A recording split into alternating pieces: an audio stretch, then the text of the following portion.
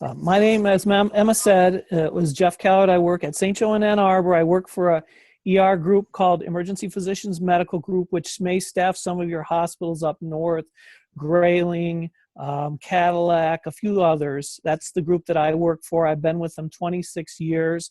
I've worked in small hospitals. The first job I had was a 2-bed ER in Addison, Michigan, which is not too far from Ann Arbor and Jackson. And I've worked in a level 1 trauma, which we are now, St. Joe and Hurley Medical Center in Flint. And I have, my first job in college was actually working for Gratiot County EMS. Oh. So I was an EMT specialist, which I don't think you have anymore. And I worked also for Mercy Hospital or Mercy Ambulance in Saginaw, Michigan, for 6 years, all during my undergrad and PA program. So I have a lot of love for EMS people, and especially now since I work with some great people in Ann Arbor. Again, here's a picture of my home. Well, maybe I will. Uh-oh, my slide's not working here. Just a second. There it is. Okay. Sorry about that.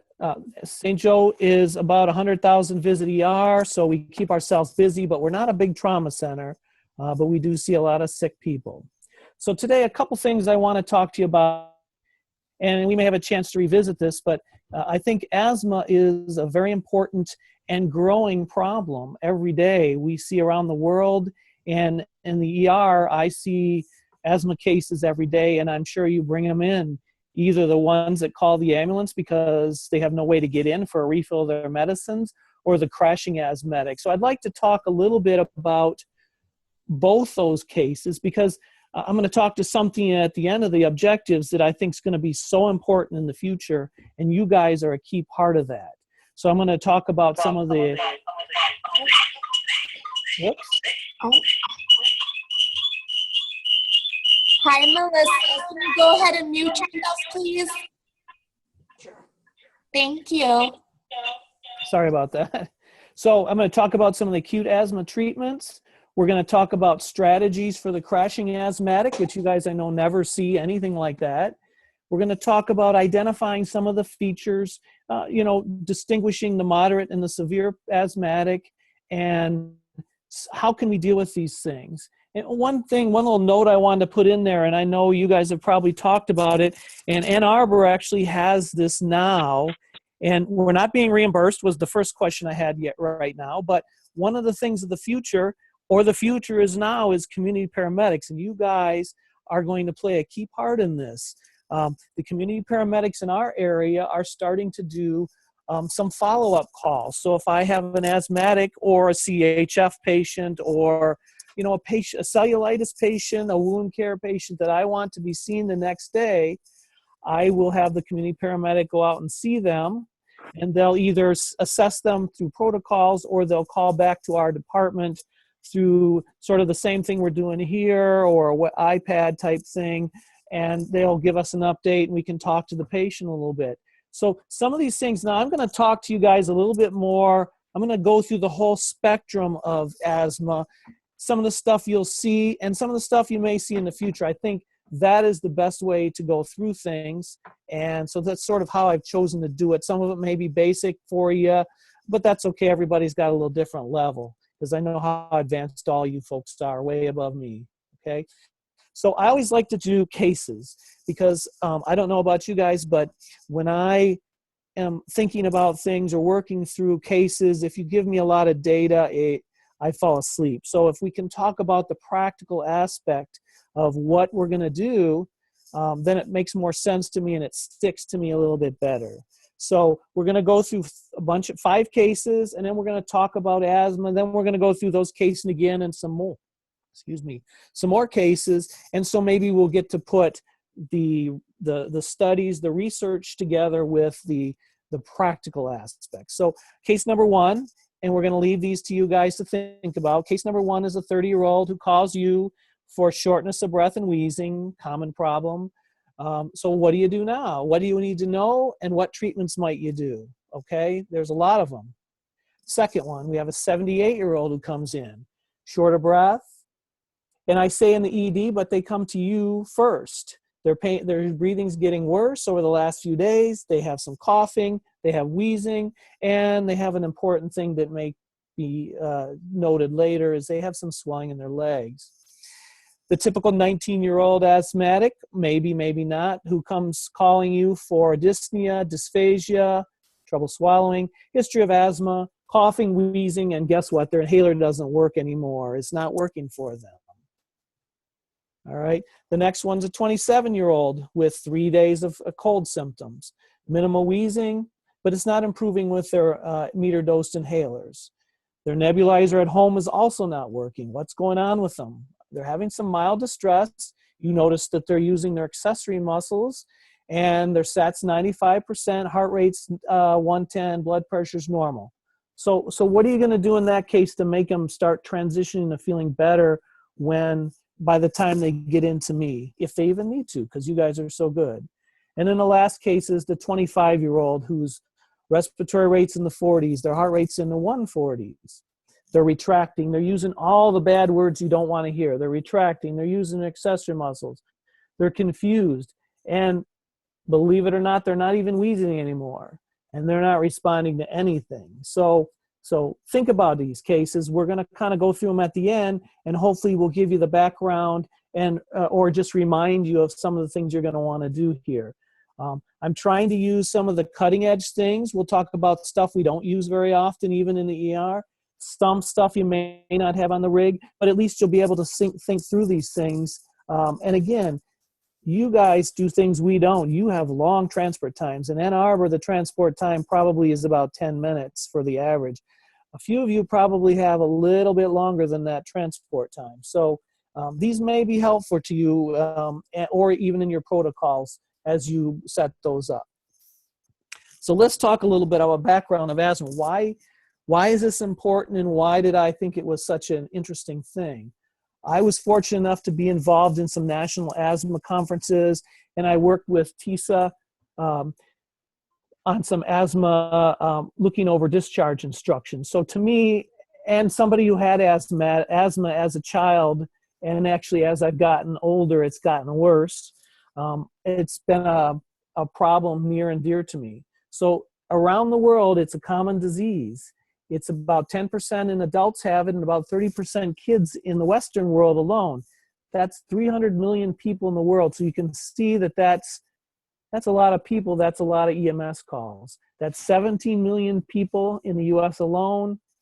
And, 250,000 people die. And there's no reason, or there's very few reasons an asthmatic should die these days. It's either treatment, lack of health care, lack of, people dying it. I couldn't find the number for the number of EMS calls a year, but I bet it's in the millions as well.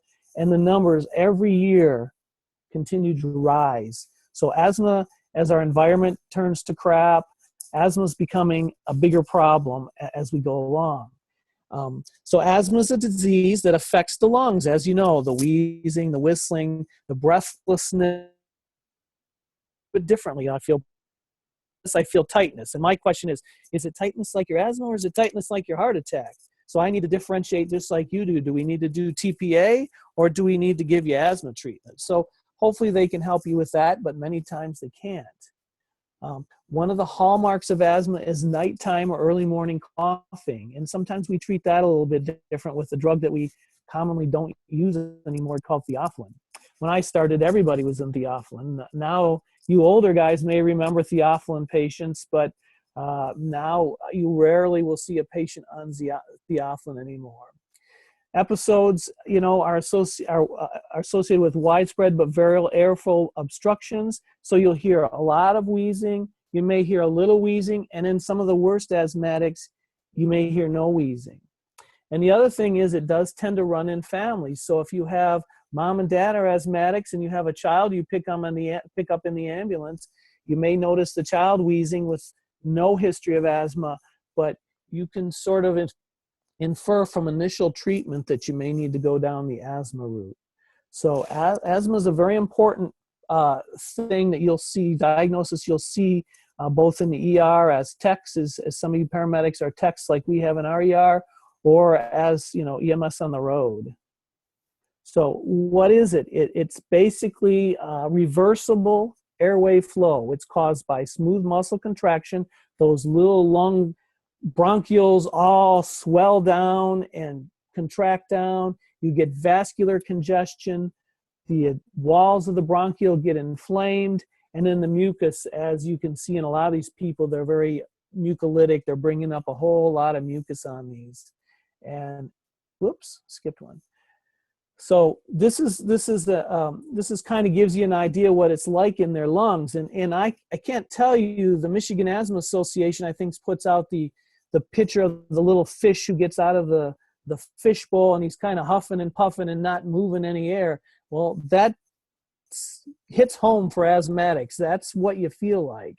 So this drawing kind of shows us the pathophysiology of the pathology of this. Is if you look at it on a person that, you know, in an autopsy, this is what you may see: bronchioles wide and normal, and then the asthmatic bronchioles are very narrow with constriction. The inner walls and lining is swollen. You may see a whole lot of mucus in there, and you don't want to get our patients to that. So you can see that there's just no space for the air to get through there. Compromising airflow and can lead to death in some cases, which we don't want to see. So again, the pathophysiology is increased airway resistance, decreased flow. They get air trapping. If you had an X-ray machine on your ambulance, you would see trapping of the air. They'd almost look hyperinflated, like they have too much air in their lungs. Okay, and then this increased pressure can cause barotrauma, and it affects the heart if you haven't seen that. So just having, you know, that can lead to other problems asthma can. So that's sort of the basics of asthma. It gives you an idea of sort of what's going on. So now I'd like to talk about other things that can cause it.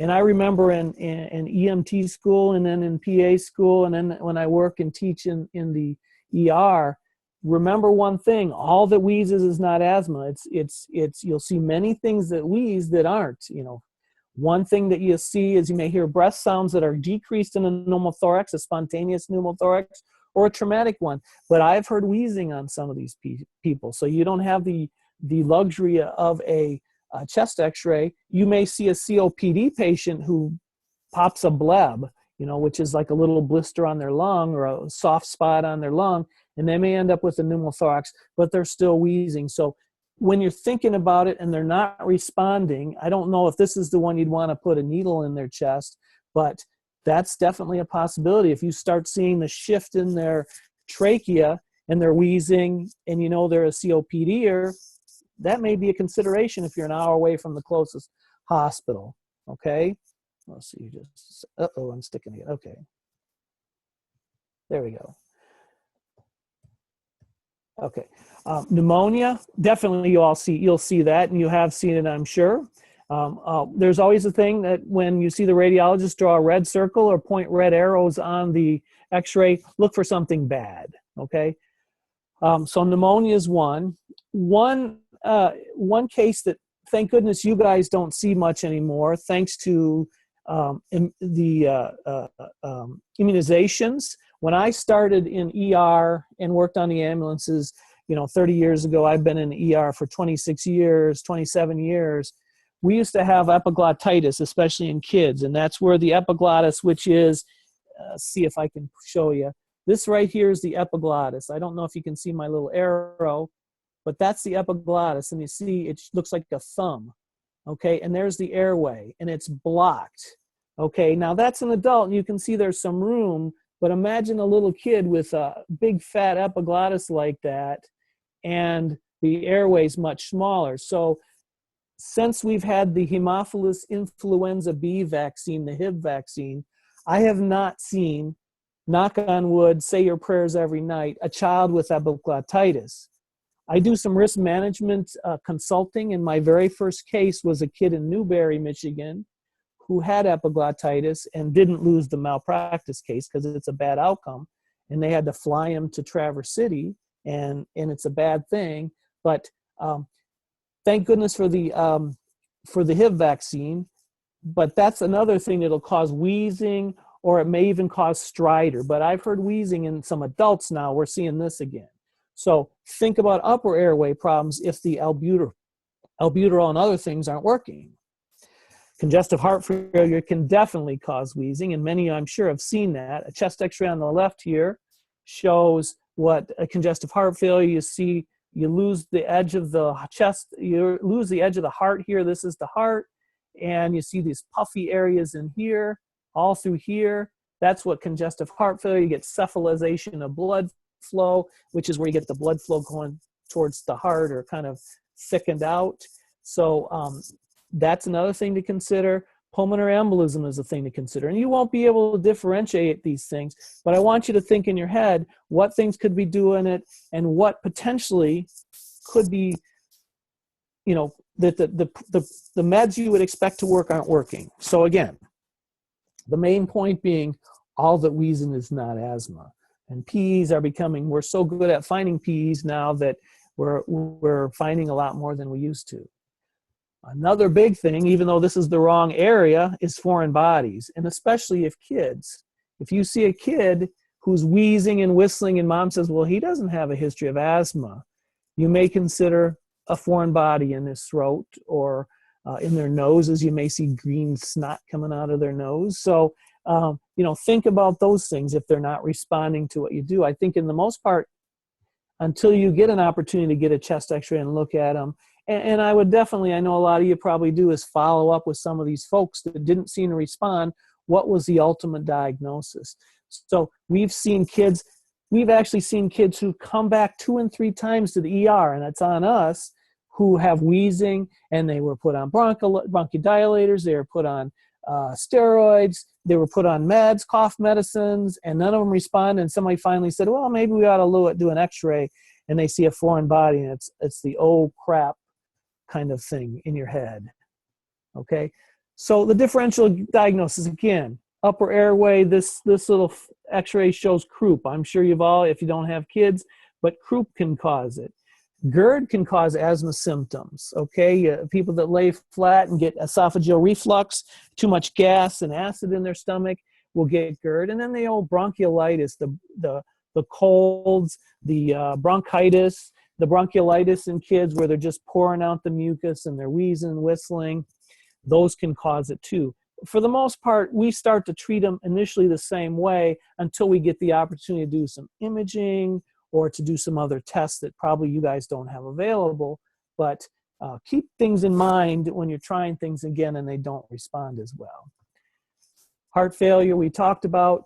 Asthmatics don't usually start in their 50s, 70s, 80s. If they're wheezing and they're not have a history of asthma, COPD, look at their legs, look at their neck, look for signs of pulmonary edema. So you may go, in that case, try an albuterol, but you may go down another route. You may try some Lasix, you may try nitrates, you may put them right on CPAP. So think in your head, you guys are all smart, think in your head, what other things could be causing this? Why is this not working, okay? So differential diagnoses, you know, again, we have the luxury of chest x-rays and other tests that help, but you guys don't have that, so you guys have to use your detective skills, okay? So clinical asthma, wheezing, and sometimes, like we talked about, not wheezing. They're so tight. Their airway is so constricted down. There's so much mucus in there that they're not wheezing. They're coughing, and they have sort of that high-pitched cough.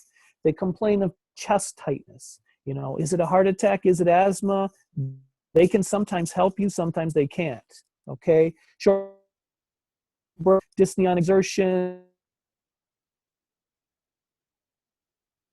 You know, and the asthmatic in general have periods where they're not having symptoms. They'll be fine.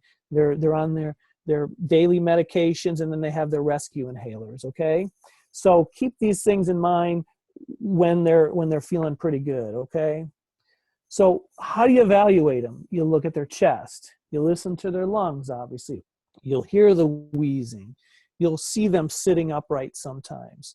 You know, you'll see retractions. You'll see the use of accessory muscles. Their belly's moving in and out, just not like a normal adult or child. One of the newer things we're starting to use a little bit, I haven't been as proficient at this, but capnography, CO2 capnography, and some of the correlations actually will give you a sense of what their blood gas may be, or what their SAT is. And you know the capnography is a little more sensitive than your pulse ox is. You guys may know that the late in the asthma, whereas the capnography may be able to pick it up a little bit sooner. But I can't tell you enough how important just the physical exam, the listening to the lungs, the seeing how they respond to it. You know, we can talk some other time about how we diagnosed asthma, which doesn't mean a lot to you, but you sort of use those skills, how we diagnose this. Are they responding clinically to the medications? Gives you an idea, is it asthma, COPD? You can't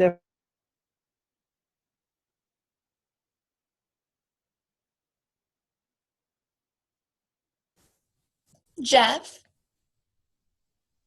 Jeff, I think we just lost you.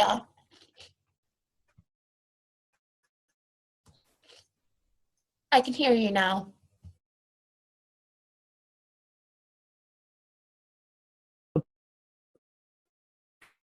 gas, which we hardly use ourselves, and the capnography. So it seems to be, from the studies here, seems to be showing good outcomes, or good. It seems to be a good tell how they're doing. Okay. So this is fairly new. It's called the Pediatric Assessment Severity Scale. Now, it is set for pediatrics, but I think it's relevant for almost everybody. If you look at the scale itself, you know, wheezing, working to breathe, are they using accessory muscles, are they doing retraction, prolonged expiration, and tachypnea. So it gives you a number. But I think,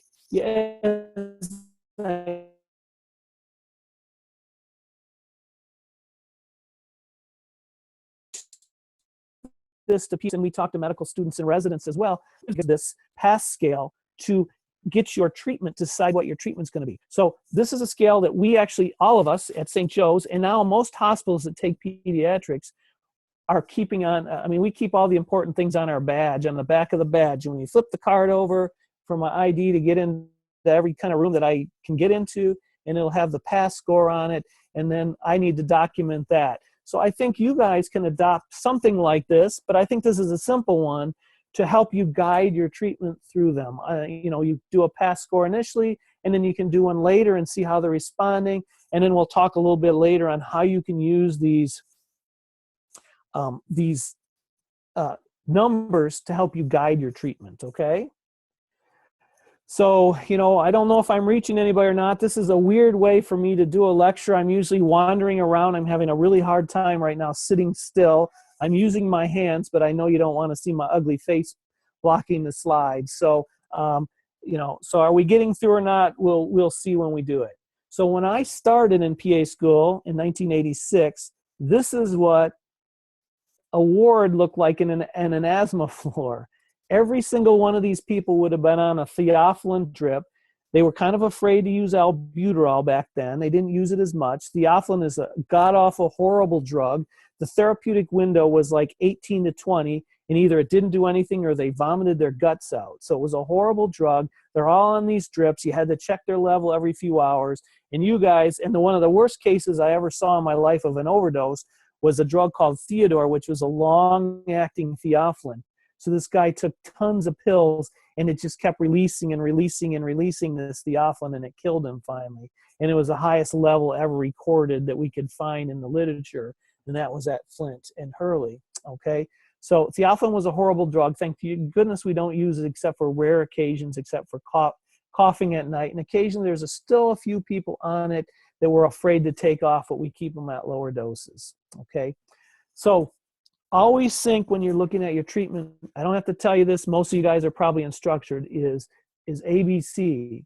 So oxygen, the studies are showing, is not really helpful unless the SAT is less than 92%. And I think I wrote great. So it's not helpful if it's greater than 92%. I don't think it's going to hurt them unless they're COPD, but 92% on pulse ox seems to be the sort of the tipping point, less than 92%, when we want to see it on them. Before that, or when it's 92 and above, it doesn't seem to make a big difference as what the research is showing in asthma. And a lot of this is done out of Harvard area with the Dr. Carlos Camargo I've worked with in the past. So 92%, keep that in mind, but I don't think you're going to hurt too many people if you put it on earlier than that.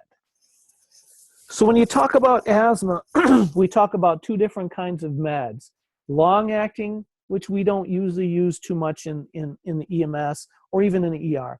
That's the inhaled steroids. That's some of the ones that you see, Spiriva, and some of those on TV.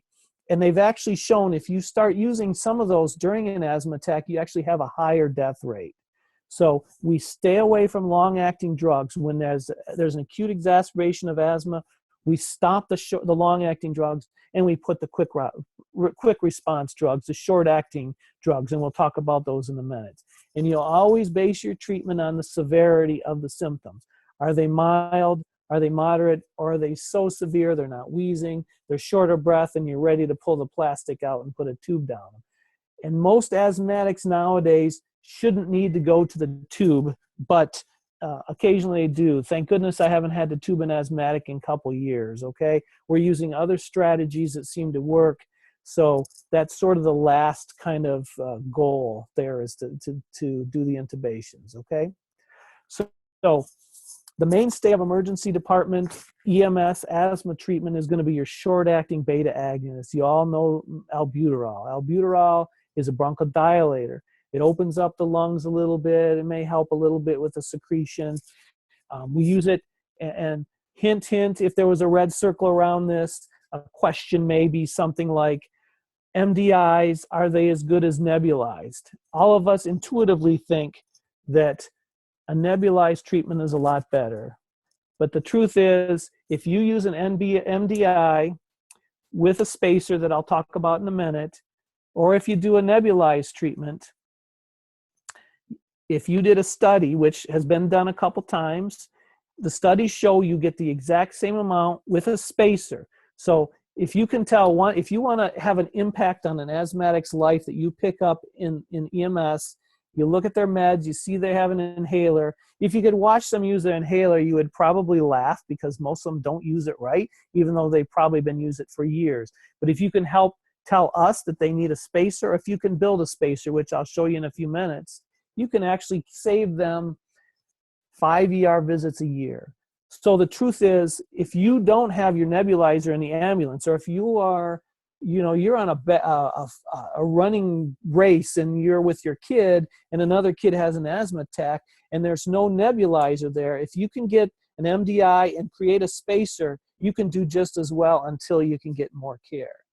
So MDI is just the inhaler and a spacer. Nebulized, of course, is with the saline diluted, and the machine, the smoker, as my patients call it. You guys use them too. You can use them Q20 minutes back to back is sort of the standard in the emergency department, and probably for you. We're starting to do a lot more continuous with the asthmatics. We put about 15 milligrams in a large volume of nebulizer, and just keep it running. Not every 20 minutes. We used to think we were going to make their hearts explode in the old days, and we gave them terrible theophylline, but that didn't turn out to be true. So it's okay. We do it all the time to give them a continuous nebulized treatments. It's safe to do. Remember from your pharmacology that it is beta-2 specific, but they still get some beta-1 stimulation. Beta-2, I always remembered, was 2 is lungs, so it stimulates the lungs. Beta-1 is heart. You have one heart, but there is some tachycardia associated with it. People that have been on it longer tend to get a little less, kind of get used to it, but don't be surprised if your heart rate goes up some. And actually, in some cases, I had a lady just the other day who was so tight, asthmatic, she ended up having a really weird fungal infection from Arizona that looked like pneumonia. But heart rate went up with the nebulized treatment, but then it came down and she was 100% better after some other things we're going to talk about as well. But it is going to have some tachycardia, not uncommonly. So inhaled beta agonist, bronchodilator, the long-acting ones, like I said, there's no use in emergency medicine, and they're contraindicated, and they can increase the death rate. The the short-acting, the SWBAT, the short-acting beta agonist, albuterol is the mainstay. Some of you may know about Xopenex or levobuterol. It was popular for a while. It wasn't popular because it was so much more expensive. Some people claim they were allergic to albuterol and they can take Xopenex. That's a hard one to argue. I don't know that there's allergies to albuterol that I've truly seen. It supposedly has a little bit less beta-1 stimulation, but my opinion and the opinions of most of the studies right now is it is not worth the difference in the price unless there's some other reason. So if you have a choice, albuterol is fine. Xopenex is number one, definitely not better. Number two, unless it's come generic recently, it is not cheap at all. And in the ER, we look for cheap. And number three, it may have just a little bit less of that beta-1 stimulation, but honestly, we don't even carry it in our ER. Some ambulances may carry it. I don't know if Washtenaw County does or not for sure, but it's not worth the price. If you have it, that's fine, but shouldn't be an initial drug. So we talked a little about these spacers. You know, this is a picture of the lady using the spacer, using the inhaler just by its own, but these spacers deliver so much more drug. If you ever have a chance to see it, or if there was a way to colorize it, you could see the difference. They just have to put the little tube on there. They press the inhaler down, the actuator down, the mist goes into the chamber, and then they slowly inhale it. If they inhale too fast, it'll whistle. But you can make one, and I've made them out of the water bottles, and it's just about as good. It doesn't whistle, but the drug is then caught in there. I mean, I can't tell you how many people I say, show me how to use their inhaler, and they spray it, and they start huffing around their face to try to catch all the mist, or they spray it right in their mouth, or they blow it out before they inhale it. This way, you've captured all the medicine. 2 puffs is going to give you the same amount of drug as your nebulizer. So, you know, the sad part is this aero chamber here is about $100. It's a stupid piece of plastic that's $100. Luckily at St. Joe, we do a lot of charity care. I have a whole rack full of these, and I give almost every asthmatic I see. When I ask them, do you have an inhaler? Yes. Do you have a spacer? What's that?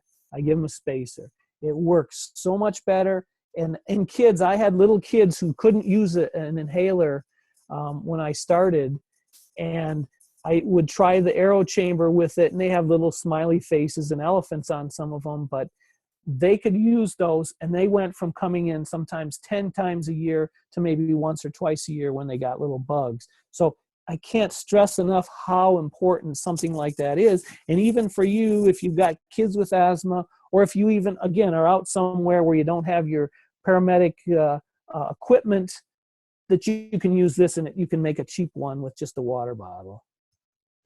All right, so the next drug that's really important in asthma is the ipotropamine or the Atrovent. We call, some places I work at, they call them duonebs, where you do the albuterol and the Atrovent together. Some people call them just, you know, albuterol Atrovent. You go to the wrong place and you say duonebs, and they look at you like you're weird. So at St. Joe's, they do look at me like I'm weird when I do say that, because we don't call them duonebs. So this, along with the albuterol, really has made a difference in the treatment of asthma. So the ipotropamine bromide, or Atrovent, is an anticholinergic. It blocks the antimuscarinic, which blocks the, if you remember some of your biochemistry, the acetylcholine receptors, which the receptors cause the bronchodilation and the muscle. So if you're blocking the acetylcholine, you're not causing the bronchoconstriction, so you're getting bronchodilation, and you're getting the muscles to open up and relax. And they found that the two together really are superior. Now, most of the time, and there are some studies on this, but 3 is about the limit. So I generally, for a bad asthmatic, give a combination. You can call them duonebs or Atrovent and albuterol. I give them 3, one of each every 20 minutes times 3. And after 3 doses, there doesn't seem to be a big difference. I don't think there's any harm that I've ever read, but it doesn't seem to make a difference. So we sort of stop at 3. But then we continue to use the albuterol. Again, you can use the albuterol continuously, and then every 20 minutes use the Atrovent. I have not seen any continuous nebulized Atrovent, but they may do that in some of the ICU, so I just don't have any research or experience on that one. So when you talk about asthma, what you're really talking about is inflammation. And the true treatment for asthma, the true cure, so to speak, in our emergency department, in our ambulance, is actually the steroids. Because remember, again, asthma is inflammation. The albuterol helps, the Atrovent helps, but what you really need to get there, and this is where the problems come, it took us a long time to get to the point where we figured out that it was the prednisone, it was the Decadron, the SWBAT. All these corticosteroids were really the treatment for asthma. And I'm pretty sure, I know in Washtenaw we have them, but I am so excited when I get my asthmatic patient comes in by ambulance and they've already gotten their prednisone. Prednisone, as you guys know, takes hours to work generally, and sometimes up to a day. But for some reason that nobody can explain, it seems to have immediate effect. I mean, I've given people oral prednisone right when I see them. I give them the treatments. I give them the, do all the right things for them. And the prednisone kicks in and they feel really better. I can't explain that, but it does. So when you have an opportunity, if your EMS protocol allows you to, and you're confident that it's more asthma than not something else, give them the steroids right away. As long as you got, you have a good and all you do, I'm sure, with the hospitals. Nobody's going to fault you.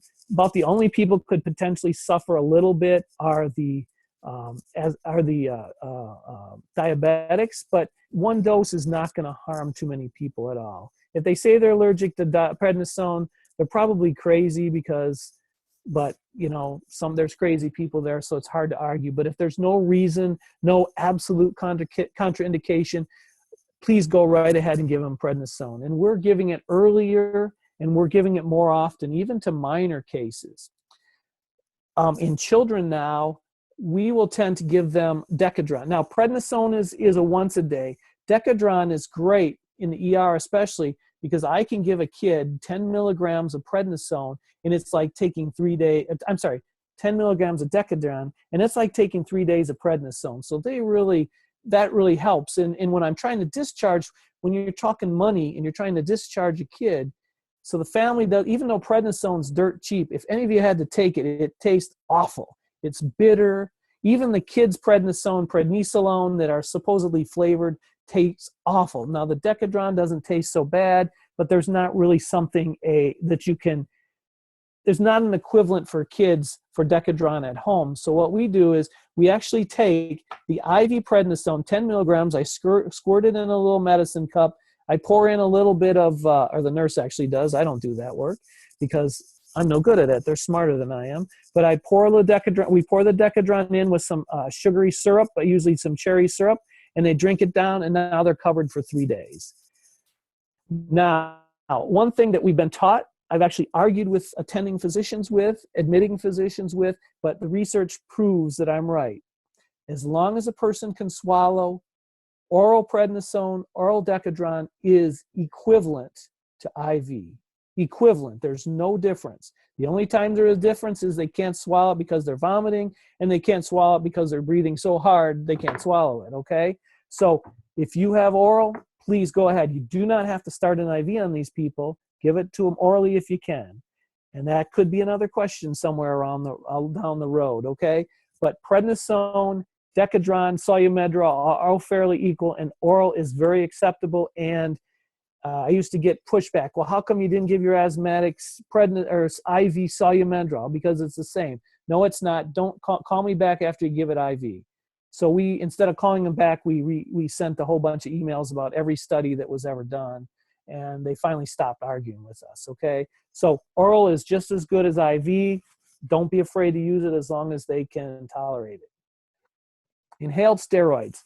Now, when you look at treatment, if you ever do community paramedic, or the mainstay of treatment for chronic asthma is daily inhaled steroids. Asthmacort, Pro Air, not Pro Air, Pro Air is another. There's a whole bunch of brand names, but that is the treatment for asthma daily. People kind of think albuterol is the treatment. Albuterol is the rescue treatment. Inhaled steroids once a day, and there's some others you can do. There's a long-acting albuterol now, but again, you don't want to use those for the acute exacerbation because there's an increased death rate. Someday you might have inhaled steroids in the rig. You may someday have inhaled steroids in the emergency department, but it's not ready for prime time yet. It doesn't seem to show that they're helpful in rescues right now. So you don't need to use inhaled steroids for the rescue inhaler. Use the rescue inhaler. Use the albuterol, use the Atrovent, use the oral steroids. You need it in their system. Okay, so let's talk about some of the other things. When I started, very popular was terbutaline, which is sort of roughly albuterol IM. We actually used to have a liquid albuterol, which we gave to coughing kids, but it really mostly made them sick, made their heart race, and didn't do diddly, okay? But in some of the severe asthmatics who can't swallow or who's so tight, they're actually you don't even think they're getting the albuterol in, you can give a dose of 0.25 milligrams of terbutaline. Just give it IM or sub-Q actually now. It's beta-2 specific, so it's specific to the lung. It doesn't have as much of the heart stimulation. Also, coming back again, as you guys all know, ACLS, in my 26 years, probably 30 years of taking ACLS, it's recycled back and back and back. Oh, this is a terrible drug. Oh, guess what's back again? Epinephrine is certainly, in a crashing asthmatic, susceptible to use 0.1 to 0.5 milligrams. Remember, sub-Q again. Just like you would give, just like you would give somebody who had an allergic reaction. You can almost think of it as somewhat of allergic reaction. In some case, it is. It does have the beta-1 and beta-2 stimulation, but you're saving a life at this point. You're not just treating asthma. Okay. So you can use nebulized epi sometimes. Racemic epi we can use sometimes, which it's just a L-dimer or L. Chemical change in epinephrine. Use it a lot for croup. So that'll work if you have it available. Again, subcutaneously you can give it. Occasionally you could do it IV. It's been done. It's a life-saving effort. It's a life-saving drug. Make sure you got the protocols for it, but it can be, and you could actually give an infusion and I've never seen it, but I've heard lectures on critical care doctors or ICU doctors, ER ICU docs who have done 1 to 4 mics per minute by effusion for a severe asthmatic. But again, that's a life-saving thing. I only bring it up so you're aware of it. Magnesium has become very popular again. Magnesium is safe. It works. Okay, it inhibits the small muscle action potential, so it helps the bronchodilate. I'm not sure all the ambulances will have it, but you probably do. We use 1 to 2 to 4 milligrams, or 2 grams, I apologize, 2 to 4 grams, IV slowly over 10 to 20 minutes. When you've given the steroids, you're giving the albuterol, you're giving the Atrovent, and they're still not getting anywhere. Magnesium, if given slowly, has almost no adverse problems and can benefit the sicker patients. So we start a magnesium drip. It works well. You give it slow. You don't push it. You give it slowly. But I've seen it work well. I use it in migraines. I use it in a lot of things. Magnesium is very safe. We use it for a lot of things, but it's been shown and to be very helpful in asthmatic and is now becoming even more popular again. So that would be a consideration, talking to your medical directors. Or if it's in your protocols, but I'm very much a fan of magnesium again. So just to kind of talk about things, we have ECMO, you may have heard of, is basically sort of a bypass. Our hospital doesn't do it. The only one I know of, Michigan, that does. But that basically, you bypass the lungs going directly, getting oxygen in the blood directly. So that's kind of a cool thing. They don't use it very often, and very limited places do it. Another thing is Heliox was popular for a while. It's a mixture of helium and oxygen. It decreases airway resistance. It helps patients so they don't work it hard. But the studies are not really bearing out the hopes that the initial studies show. So Heliox may be something you heard of, but it's an inhaled. It's sort of like an oxygen mask, but I've not seen it used in years, and it's not turning out to be what we hoped it would. I think ECMO would work, but you got to be at the right center to do it. A drug that's really become the drug of the ER is ketamine, and they call it the horse tranquilizer. That's because of the horse, but ketamine actually is going to have, I think in the near future, I think ketamine is going to be used more for a lot of things. We use it for pain now. One of the things that we're using it for that just amazes me is we're using it for depression. A dose of ketamine for a suicidal depressed patient may be the future of emergency medicine to calm people down. But the other thing we use ketamine for is, getting people down for a intubation. But ketamine has a bronchodilation effect. So ketamine is the drug you want to use if you're putting somebody down and you have it available to intubate them, and maybe even people you're putting on BiPAP, though I'm not sure that's the way to go yet. But ketamine has the bronchodilation effect, so it's a drug that can be used for this. The dose is not a dose that's a pain dose. It's 1 milligram per kilogram. It causes the bronchodilation, but it has the adverse effect in asthmatic to cause more mucus to be produced. Okay, I'm getting a little behind, so I'm going to talk a little bit. One of the important things that we didn't used to do, and we're starting to do a little bit more, and I just did it the other day, was I put a patient on BiPAP for her asthma.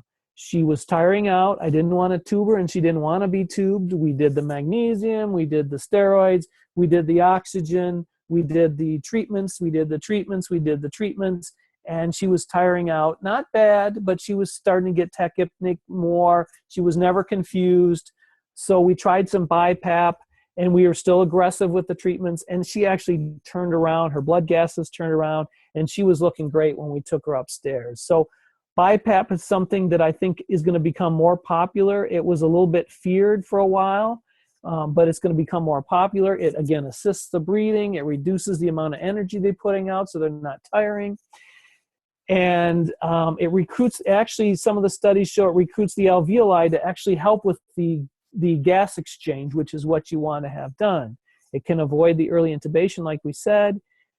And the other thing is it can be used in COPD, and it's going to be, if it's not already for you guys, it's going to be very important for, I think it may be the most important for a severe CHF patient. So the thing that they found in the studies is you can use it empirically if they're bad enough. You don't need to have the asthma diagnosis, the CHF diagnosis, because it's universally helpful for somebody who's short of breath.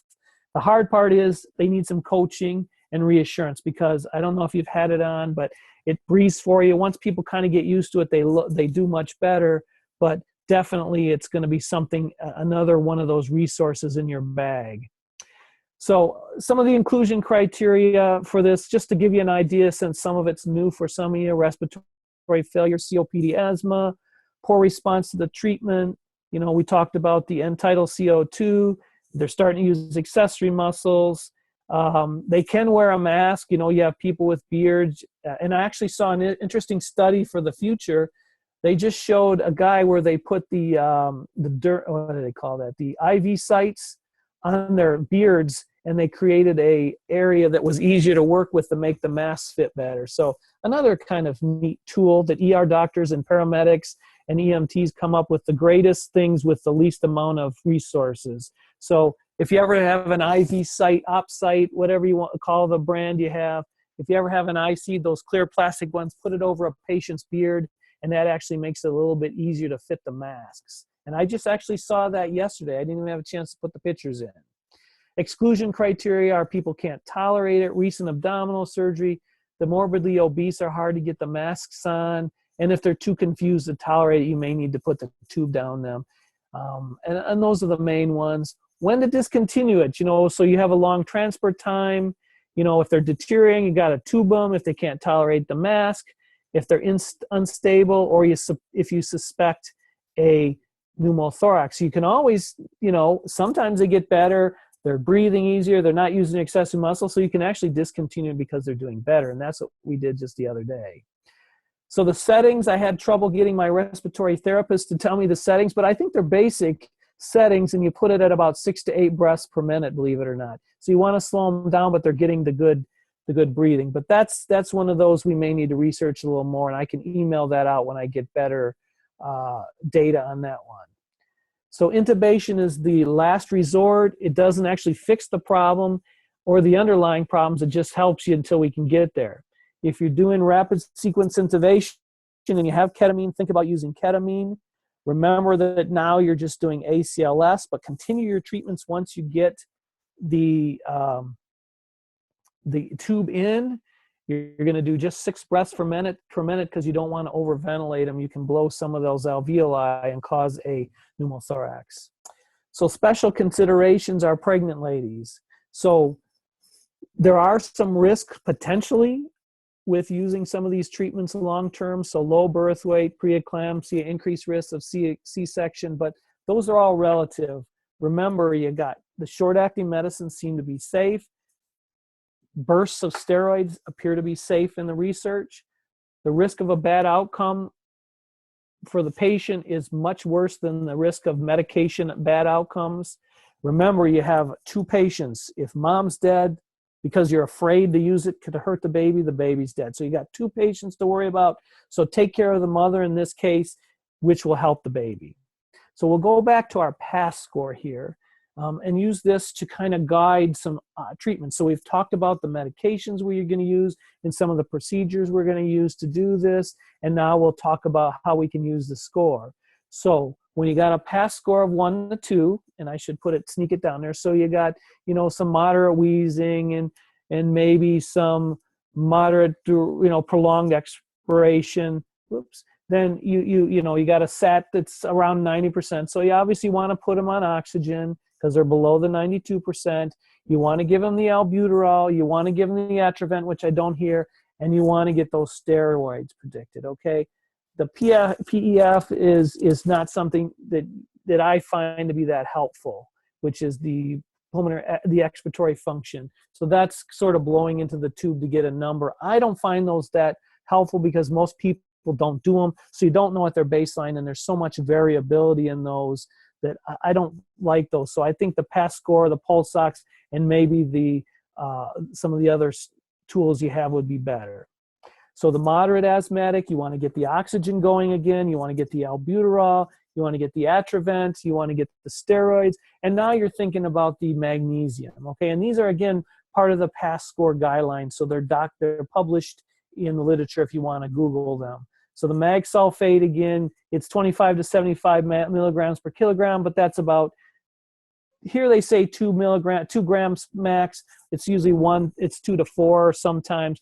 2 grams won't get you in any trouble, okay? So stick with the 2 grams probably. Then you got the severe asthmatic again. I don't use the weight base. This is the score. I wanted you to see the guidelines, but I just use, we use the 2.5 per 5. For almost everybody, but the kiddies you may want to dose a little bit different. You want to give them, give the 20 minutes. You want to continue the albuterol. You want to add the 3 times of epitropamine or the Atrovent. You want to get those steroids in as quick as you can. This is where you consider the terbutaline or the epinephrine, and then you want to give the magnesium again. And most of the time, you're gonna turn these folks around. These kids, these adults, usually will turn around with most of these things. And then you got the impending arrest, the bad ones. You need to get your PEDS team ready. You need to get your oxygen by mask 100%. You need to get your RSI equipment ready. You need to continuously do your albuterols. You want to give those IV steroids in this case. You want to get your magnesium. You want to get whatever airway you can get in there. You want to use the BiPAP if you have it available, and you're going to give the epi there. So, or the terbutaline. So, this is a good guideline, I think, to get through these cases and help you to get these patients better, because I don't want to see them intubated. So the good things of asthma is the albuterol, ipotropamine, and steroids. Studies show that they decrease admissions and they increase, the patient's satisfaction. because they get better and they don't have to come in. They feel a lot better. Magnesium is an old drug that's new again and really decreases the admissions. And then the BiPAP is very promising in avoiding intubations, okay? Again, some of the doses for the albuterol, the weight-based doses here, I put them on. I like the slides to be able to kind of stand alone so that so that you guys can look at these later and kind of get your doses from there. So let's go back. I think, no, these are some new cases. So this is one of the cases here, which you'll see commonly. So case 1, I'm here to get my meds refilled, or I called the ambulance to get I remember at Hurley, we used to get people came in because they need a refill on their Tylenol and called the ambulance for that. So they're here to get their albuterol refilled. Their vital signs are normal. So you're a community paramedic, you get called out to this patient. So what can you do? You listen to them, they got a little wheezing, you give them a breathing treatment, you reevaluate them, you talk to me or one of my docs on the radio. We can actually now send in a prescription for these people and they don't even have to come to the ER. So what does this patient need? They need basically a refill on their medications. They need their albuterol. I'm not going to start them on steroids myself, usually inhaled steroids. Sometimes I'm starting to do that a little more. So what they really need is inhaled steroids, and they need an albuterol rescue inhaler, okay? Second one gets a little bit worse. My inhaler's not working, I'm coughing, I'm wheezing, I'm short of breath. The set's 98%. The vital sign, a little bit tachycardic. The respiratory, the rate's 18, so they're not really working too hard. Their exam looks pretty good. In the ER, I always ask my residents, my PA students, my ER fellows, well, what studies are you going to do? Well, you really don't need any studies. You don't need a chest x-ray on most of these people. You give them a couple treatments. Again, what's the important thing is you give them the steroids, you give them the Decadron, you give them the prednisone, you listen to them again, and you disposition them by sending them home, making sure they have refills on their steroids, or making sure they have their steroids and make sure they have their inhalers or whatever meds they use at home. So these are, again, cases as a community paramedic you guys could see, and I hope to have you do more of this in the future. So that kind of gives you a thought what we think. So we're getting a little worse here. We got coughing, we got short of breath, the inhaler's not working. They're using the inhaler every couple hours and it's still not working. They're a little tachycardic. They're a little tachypnic, and their set's around 92%. So you do an exam on them, you see they're using some of their accessory muscles. Their O2's at 92%, so you slip on some oxygen.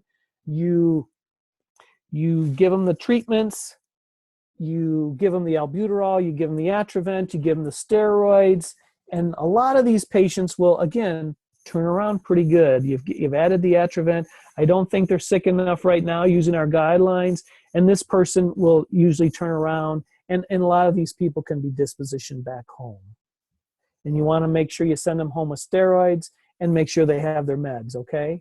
Again, you guys are involved in this one for sure. They can't breathe. Their inhaler and their nebulizer aren't working. They're using their nebulizer and their inhaler every hour. It's not working. Their set's a little bit scary, 88%. They're tachypnic at 130. The rest of their pulse is 140. They're tachycardic. Their exam shows accessory muscle use. They're using their intercostal muscles are retracting. They're short of breath. So this person's going to get our duonebs, albuterol, Atrovent. This would be probably continuous in this case. You're going to give them the steroids. If they can take them down orally, you'll give them orally. If not, you'll start an IV. You'll look for other causes in this patient. In this case, you'll probably go ahead and use the magnesium. And again, I think this one generally will turn around. If not, you'll start thinking about the CPAP or BiPAP on these patients and see if we can't turn them around that way. And this patient, I think, is going to end up being admitted. So you've gone through your duonebs. You've already given the steroids, so I don't even have to do that. You're giving the continuous treatments. And if you have MAG on the ambulance, you're going to do that if you have a lung transport, or I'm going to do that when they come see me. But we're working together as a team. So now we're going to think of some other things. 70-year-old's playing at home alone, and mom notices, a couple hours later, the kid's coughing and wheezing, short of breath, but he has asthma. You come to the house, he's tachypnic and a little short of breath. He's a little tachy. He's a little respiratory rate of 30. He's having some retractions, okay? You hear wheezing. Now, you don't have the studies, so you're going to give him some breathing treatments, then you may or not give him some steroids. He's not horribly bad, but he is a little tachycardic, but he's 7. His respiratory rate's a little bit higher than you want. You maybe put him on some oxygen. But in my case, I'm going to do a chest x-ray on him.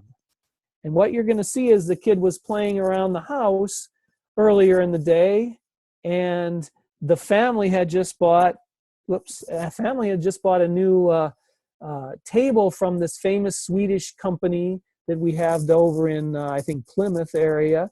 And one of the little metal things got stuck in their main stem bronchus. And again, we don't see these a lot, but you have to think about it, because this kid, I can tell you, maybe missed the first time he comes in. And even cases where they're missed the second time, because nobody, we try not to do chest x-rays on kids. So think about why is, if the breathing treatment's not getting better, why do we can't get a chest x-ray on the rigs.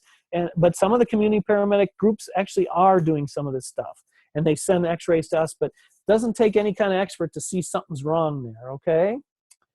So even though you've learned all this and, you do a good job, sometimes you're damned if you do and you're damned if you don't. So think hard on what you do. So let's look back at our initial cases so we can wrap this up and see if there's any questions. So the first one came in, got called to a shortness of breath and wheezing. Okay. So what do you want to know? Are they using their intercostals? How is their respiratory rate? What's going on with them? So you got their vital signs. Their vital signs are pretty good. Their SAT's above 95%. So you're going to give them some albuterol. You're probably going to give them a duoneb if you have that available in this case. Okay. So you don't need oxygen because it's above 95%, but again, you won't be penalized for that. And the thing you can do if you have it on your rig, you're going to give them some steroids. Again, I can't stress that enough. You're going to give them some steroids, and by the time they get to me, I'm going to say, why the heck are you here? You turn them around. I'm going to write them a dose script for some prednisone. I'm going to kick them out of the ER. Okay, so you did a job. You saved a lot of time in the ER, and I can fill the bed with somebody else who needs it. Okay. Our second case, again, was a 78-year-old male presented to the ED with shortness of breath and a cough. Symptoms have been getting worse over the last few days. He's wheezing, he's coughing, and his legs are swelling. So you, being the smart paramedics you guys all are, you're thinking, yes, this could be asthma because they have a history of asthma, but something doesn't seem right. I have the luxury of having the chest x-ray, but you actually hear some wheezing, but you kind of listen a little bit and you kind of hear some rales there too. So you give them a breathing treatment and it doesn't seem to work. In this case, you're sort of not sure, so you give them some Lasix or maybe some nitro, and they actually start feeling better, not from the Lasix, but the nitro. They're a little short of breath. And again, you're not going to be, in these cases, with your resources you have available, you're not going to be punished for doing breathing treatments, but you might try some CPAP, and amazingly enough, when they turn around pretty good. You look at their chest x-ray, look back at that, you see that cephalization of blood flow, and you can see what we call cardiomegaly, which their heart's really big. And so you say they're in congestive heart failure. We gave them the mainstay treatments there again. So this isn't an asthma, but it presented much like one. The BNP is a study we do now, which basically talks about their heart failure, how well they're pumping through, and a high 700 is a high BNP. So we kind of differentiated it that way with the chest x-ray and the BNP. But you started the right treatments because you gave them the CPAP because you know it's not going to harm them. You tried the albuterol and it didn't work, so you tried some nitro, and nitro really worked. Maybe you gave them some Lasix, but that takes a while. Okay, so again, that one's there to illustrate other things that can cause it. So you got a 19-year-old who comes dyspneic, dysphagia, trouble swallowing, history of asthma, coughing, wheezing, increased severity, using their inhaler every 2 hours with a minimal response. So you're going to assess them. You're going to see they're short of breath, they're wheezing, they're using their accessory muscles a little bit. So you're going to give them albuterol, Atrovent, you're going to give them some corticosteroids, and once again, they're going to come in and I'm going to take a look at them and they're feeling better. And so hopefully I can send them home again. They're getting a little bit worse here again. 27-year-old, I'm sorry we're taking a little longer. 3 days of cold symptoms, minimal wheezing, not improving with their MDIs, meter dose inhaler, nebulizers also ineffective, mild distress, accessory muscles, sat 95%, they're tachycardic, blood pressure is normal. What are you going to do? Well, you're going to assess them better. You're going to do the dual nebs. You're going to do the continuous. You've decided now you need to do continuous. You're going to give them the steroids. You're going to give them some mag, maybe a little bit of terbutaline if you need to, but you're going to turn them around. And once again, I'm not going to have to do much because you fixed them up, okay? So I think this is the last case, is a patient who's really sick, 25-year-old, respiratory rates 40, they're tachycardic, they're retracting, they're confused. You know, confused is bad. They're wheezing, they're so tight they're not even wheezing around, and they're not even passing they're not even, you can hardly tell they're breathing. So what are you going to do? You're going to start them on BiPAP right away if you can.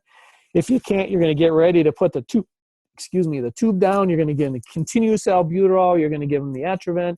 You're going to get the steroids in them. You're going to give them the MAG. You're going to give them some epi. You're going to get the ketamine if you have it, and you're going to alert the ER that the ICU is going to need to be involved. And by the time you come to me, they're stabilized, and you saved another life to put down there, okay? So pearls, use a spacer. I can't stress that enough, how much better that works. Early steroids have been proven again and again to help prevent admissions and help prevent worsening of symptoms. Be careful of the vitals. The vitals change later than the clinical picture. In other words, their pulse ox still may be 95%, but you look at them and they look terrible. So that may be doing it. And another thing about asthmatics, if you've talked to them enough, is they're going to tell you how they feel. And it's amazing how good they are. They may look terrible to you, and you say, well, how do you feel compared to normal? And they'll say, well, I just need a treatment probably, or I just need some steroids. And sometimes they won't look too bad, and they'll say, I feel terrible. Last time I felt like this, I needed to be intubated. You know, they may not be tachycardic yet. They may not be tachypnic, and their SAT may be good. But if they tell you, I feel good enough to go home, or I feel bad enough not to go home, or, you know, listen to them. They can tell you a lot, and because they know, if they know themselves. Again, the CPAP, BiPAP rests the lungs. Intubate when indicated, but, you know, we're not needing to do that in much. Continuous treatments really seem to help. Magnesium is great, and it's pretty safe. Steroids is basically the pillar of treatment for asthma. And remember in pregnancy that the meds are safe and you're treating 2 patients, okay? So now that I've run through asthma in, a little bit over an hour, I'm going to put a slide up for my email address, and hopefully your brain's all full, and you sort of get asthma, and then we can answer some questions. These are some of the resources I used here, but I'll put my email back up. Some of these asthma, and I used a few others just recently, but I appreciate your time and your attention. I hope you're being attentive, because I can't tell, and I hope that I didn't come out with a whiny voice, and I hope you learn at least one thing. I always ask every student, resident, fellow I work with, did you learn one thing today? So if you did, then I feel like I'm successful. Thank you, Jeff. That was a wonderful presentation. At this time, everybody, I'm going to go ahead and unmute all lines. If anybody has any questions or comments for Jeff at this time. Emma, are you still there? Oh, I'm sorry. I accidentally muted myself. Okay, we lost you for a minute. Okay, yep. I'm sorry about that, That's everyone. okay. So I'm going to go ahead and unmute all the lines. So if anybody has any questions for Jeff at this time, you may go ahead and do so. Otherwise, as Jeff put on the screen, his email, if you have any follow-up questions after tonight is over with, you may contact him or you may contact me. And just a couple reminders, you have until Wednesday, January 4th to complete the evaluation, the quiz, and attendance form. And I hope to get the continuing education credits out the week of January 9th. So thank you again, everybody, for joining us tonight, and I will go ahead and unmute the lines. All right, I know I took too much of your time, but does anybody have any questions? I won't feel bad if you don't because I took up too much time. It looks like we're getting a lot of comments and great feedback thus far, Jeff, on the chat box. I'm not sure if you're able to see Yeah, that. actually, I pulled it up. So thank you guys. Thank you so much for all your messages. Does anybody have any questions for Lance via audio? I won't feel bad if you don't. Well, I sure learned a lot. You know, I'm not an EMS professional, but I definitely learn a lot in these webinars myself as somebody that does work with EMS professionals every day and other health professionals. So I thought it was a very informative webinar and presentation. And I know that you like to walk around during presentations, Jeff, but I definitely thought you did a great job, and I appreciate you taking the time to do this right before the holidays. So thank you again. No problem. I had a great time. It would have been more fun if we could all be together and we could talk. But well, maybe that could be something in the future. That's right. This is the future. Yes, you know, we're only getting started. Maybe big things will come in 2017. Correct. All right. All right. Well, thank you again, everybody. And I hope you guys all have a very happy holiday and a happy new year. And look for an email from me tonight. And again, this webinar will be recorded. Well, it has been recorded, but I will post it on the Michigan Center for Rural Health website under the EMS webinar section. So look for that to come. And I hope everybody has a great holiday. Thank you. Thanks, Emma. I appreciate it. Have a good night. You too, Jeff. Thank you again. Yep. Bye Thank now. you.